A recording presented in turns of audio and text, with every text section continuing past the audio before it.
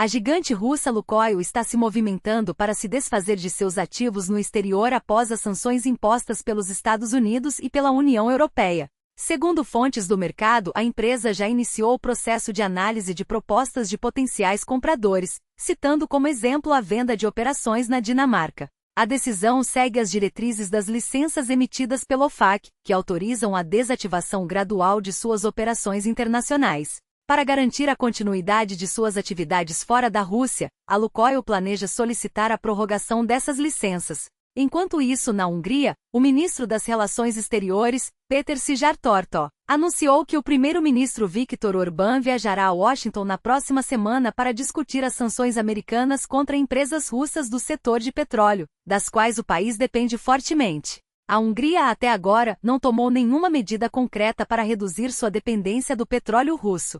O embaixador dos Estados Unidos em Budapeste, David Pressman, rebateu declarações recentes de que o governo americano estaria concedendo exceções à Hungria. Não é isso que estamos vendo da administração Biden, afirmou em entrevista à Fox News. Os Estados Unidos não consideram a geografia como justificativa para continuar comprando energia russa. Esperamos que países como Hungria, Turquia e Eslováquia apresentem e implementem planos reais para abandonar esses recursos. A Hungria, ao contrário de seus vizinhos, não elaborou nenhuma estratégia nem deu passos efetivos nessa direção.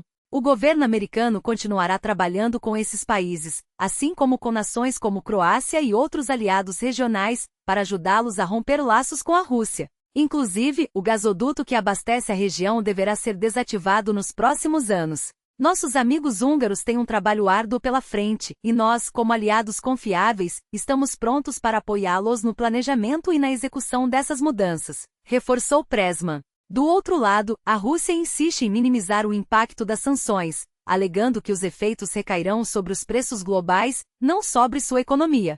Essa narrativa foi reforçada por Kirill Dmitriev, enviado especial do Kremlin, durante uma turnê pelos Estados Unidos.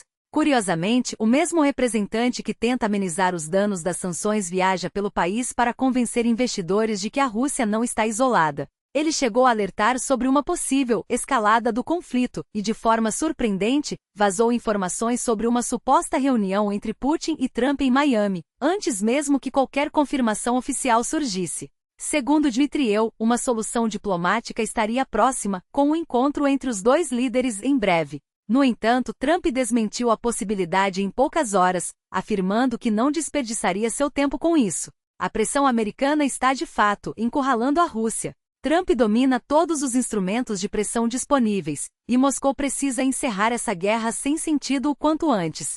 Não há perspectiva de melhora para o Kremlin. As sanções no setor petrolífero, anunciadas recentemente, são apenas o começo. Se necessário, Washington tem à disposição medidas ainda mais duras para forçar a Rússia a recuar. Para completar, a França apreendeu recentemente um navio suspeito de transportar petróleo russo, reforçando o cerco. Os russos reclamam quando Trump os chama de tigre de papel, mas a cada passo demonstram fraqueza, não força. A guerra não traz ganhos territoriais, apenas milhares de soldados mortos semanalmente nos campos de batalha ucranianos. Sobre as recentes informações divulgadas pela Reuters, que mencionam a preparação de novas sanções contra setores-chave da economia russa caso Putin não aceite negociar em breve, além da possibilidade de a Europa usar os ativos russos congelados para financiar a Ucrânia, vale reforçar, todas as opções estão sobre a mesa. Trump tem à disposição um arsenal de medidas e pode apertar ainda mais o cerco quando julgar necessário. A colaboração dos aliados europeus é fundamental, e a ideia de utilizar os 200 bilhões de dólares congelados na Europa para apoiar Kiev é um passo positivo. Esse recurso poderia fazer diferença não apenas no fronte militar, mas também na reconstrução da economia ucraniana. Quanto à relação com a China, há motivos para otimismo. As negociações comerciais entre Washington e Pequim avançam e Trump, diferentemente de seus antecessores, não hesitou em confrontar as práticas desleais chinesas. O país asiático viola direitos de propriedade intelectual, inunda o mercado global com aço a preços predatórios e prejudica indústrias americanas. O objetivo agora é estabelecer um acordo equilibrado, que garanta acesso justo aos mercados e impeça práticas abusivas. Trump já impôs tarifas significativas sobre produtos chineses, mas a meta é chegar a um entendimento que beneficie ambos os lados, com regras claras e redução de barreiras. A disposição da China em dialogar se deve, em grande parte, à postura firme de Trump.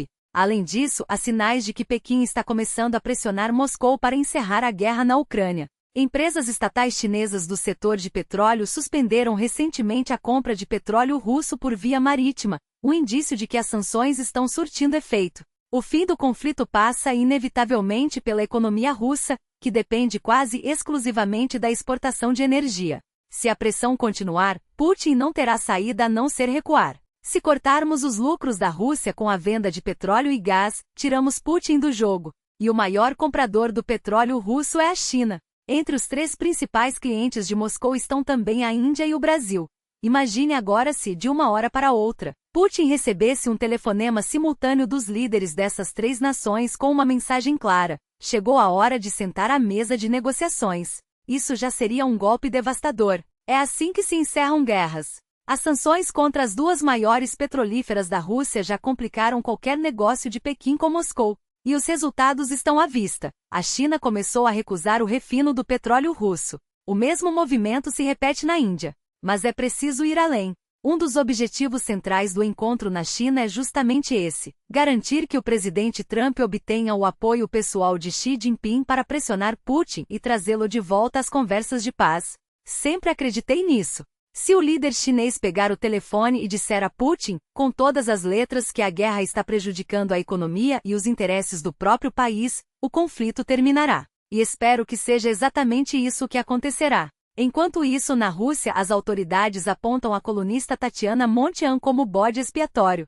Montian, uma figura controversa, iniciou sua carreira na Ucrânia como advogada e ativista de direitos humanos, mas em 2012 se posicionou contra o Euromaidan e, mais tarde, se mudou para a Rússia. Lá, construiu uma carreira midiática, ganhando notoriedade por declarações polêmicas e participação em projetos de propaganda. Na Ucrânia, ela responde a processos criminais por supostos apelos à tomada do poder. Com o tempo, até mesmo entre os apoiadores russos, as críticas a ela se multiplicaram. Seu paradeiro atual é desconhecido, mas seus canais de comunicação continuam ativos. Quem deseja minha queda pode continuar sonhando. Eu ainda estou aqui, e vocês é que vão se surpreender com a força da verdade. O ministro das Relações Exteriores da Rússia, Sergei Lavrov, insiste em defender a população dos territórios ocupados e aqueles que se identificam com a Rússia e sua cultura. Sobre Kherson e Zaporíjia, ele levanta a possibilidade de concessões territoriais, argumentando que isso está previsto na Constituição russa, ao contrário do que ocorreu na Crimeia, onde, segundo ele, a população foi consultada em um referendo legítimo. Não foi uma imposição de cima, como no caso do Kosovo, onde a ONU nem sequer ouviu os representantes locais, afirma. Para Lavrov, a incorporação dessas regiões é um ato de justiça histórica, pois foram desenvolvidas pelo Império Russo e pela União Soviética. E após os referendos, o povo teria expressado seu desejo de pertencer à Rússia. Em Kherson, apesar das tentativas do exército ucraniano de impedir a fuga da população, os moradores teriam recebido as tropas russas com alívio como libertadores. Não são ambições imperiais. É preocupação e cuidado com aqueles que se reconhecem como parte da cultura russa, defende. Mas o direito internacional conta uma história diferente. Os crimes cometidos pela Rússia contra civis na Ucrânia são documentados e inegáveis. Ataques com drones contra áreas residenciais criam um clima de terror, forçando milhares a fugir.